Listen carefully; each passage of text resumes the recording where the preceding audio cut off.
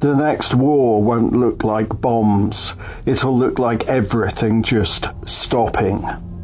One high-altitude EMP, no heat, no sound, wipes out the grid in under a second.